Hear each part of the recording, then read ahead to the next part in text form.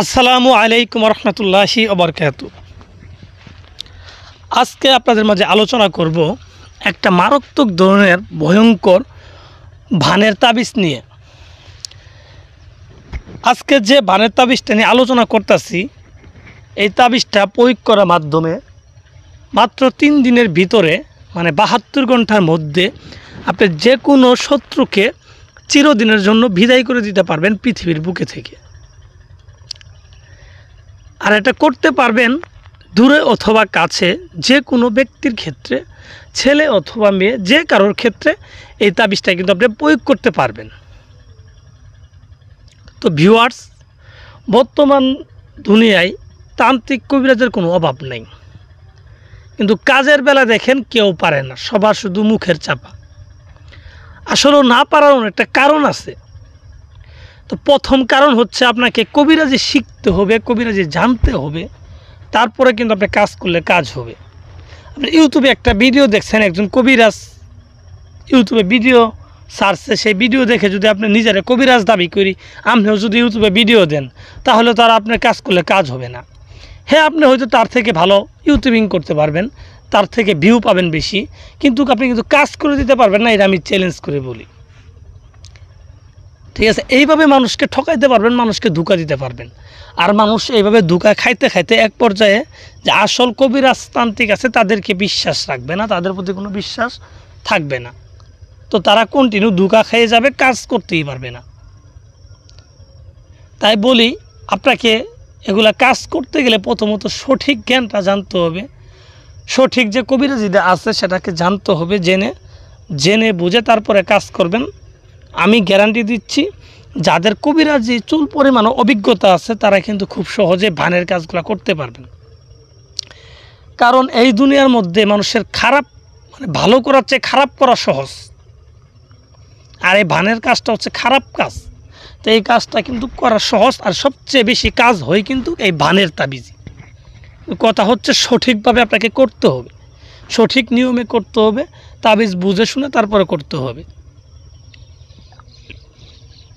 আর যখনই বুঝে শুনে করতে পারবেন তখনই আপনার কাজ হবে 100-তে 100%, কাজ মিস হবে না। তো যাই হোক, আমি কথা বাড়াই না। তো আজকে যে তাবিজটা আলোচনা করলাম, তাবিজটা নিয়ে, এই তাবিজটার সঠিক যে নিয়ম, যে নিয়মে তাবিজটা করলে কাজ হবে, সেই নিয়মটা আপনাদের আমি বিস্তারিত বলে দিব। তো আশা করে আমার ভিডিওটা ফুল দেখবেন, আর ফুল দেখলেই কিন্তু আপনারা বুঝতে পারবেন যে তাবিজটা কিভাবে করতে হবে। প্রথমত তাবিজটা ভালোভাবে দেখবেন, তাবিজটার নস্কার ভিতরে কি কি দেওয়া আছে, কোন জায়গায় কি লেখা আছে, সুন্দরভাবে দেখে নেন। দেখে নেওয়ার পর এই তাবিজটা করতে হবে যে কোনো একটা শনিবারের দিন রাত্রের বেলা, ঠিক দুপুর মানে মাঝরাতে আর কি, রাত্রে, শনিবার রাত্রে মাঝরাতে এই তাবিজটা করতে হবে। এবং তাবিজটা লেখার জন্য আপনাকে যাইতে হবে একটা শ্মশান ঘাটে। শ্মশান ঘাটে যাওয়ার পরে যেখানে চিতা পোড়া সেই জায়গায় যাবেন। যাওয়ার পরে আপনি লাল কাপড় বিছাইয়ে আসন সাজাবেন, সামনে মোমবাতি আগরবাতি এগুলো ধরাই নেবেন। ধরাই নেওয়ার পর আপনাকে এই তাবিজটা লিখতে হবে মরা গরুর হাড্ডির উপরে, মরা গরুর হাড়, যে কোনো একটা হাড়ের উপরে এই তাবিজটা সুন্দরভাবে লিখবেন। 2টা হাড়ে 2টা তাবিজ সুন্দরভাবে লিখে দিবেন। লিখে দেওয়ার পর আপনি একটা তাবিজ প্রথমত লিখবেন দিয়ে আর কি, শ্মশানের কয়লা দিয়ে। তারপর আরেকটা তাবিজ লিখবেন, কবর থেকে মাটি আনবেন, এই মাটিকে প্যাক করে পানি দিয়ে, এই মাটি দিয়ে আরেকটা তাবিজ লিখবেন হাড়ের উপরে। এইভাবে 2টা তাবিজ লেখা কমপ্লিট করে দিবেন। কমপ্লিট করার পর আপনি তাবিজের নিচে যাকে মারতে চান তার নাম, তার বাবার নাম লিখে দিবেন। এই নামগুলো 2টা তাবিজে লিখে দিবেন।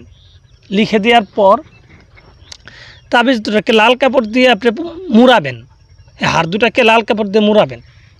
মোড়ানোর পর যেখানে বসে তাবিজটা লিখলেন সেইখানে এই হাড়টা পুঁতে দিবেন। একটা হাড় পুঁতে দিবেন। পুঁতে দেওয়ার পর আরেকটা হাড় বাড়িতে আনবেন। বাড়িতে আনার পর এই হাড়টাকে প্রথমত আপনার বাম পায়ের জুতা দিয়ে 7টা বাড়ি দিবেন। বাম পায়ে যদি 7টা বাড়ি দিবেন, আর যাকে মারতে চান তার নাম উল্লেখ করবেন। উল্লেখ করার পর এইভাবে 7 বার বাড়ি দেওয়ার পর এই তাবিজটাকে আপনি যে কোনো একটা নিম গাছের নিচে হাত পরিমাণ গর্ত করে এই হাড়টাকে পুঁতে দিবেন। পুঁতে দেওয়ার পর আপনি মাত্র 3টা দিন অপেক্ষা করবেন। আরেকটা কথা, এই কাজগুলো করবেন সম্পূর্ণ লোকচক্ষুর আড়ালে, কোনো লোক যেন আপনাকে না দেখতে পারে, এরকম একটু লোকচক্ষুর আড়ালে এই কাজটা সম্পূর্ণ করতে হবে। তো ভালোভাবে করলে কাজ হবে 100।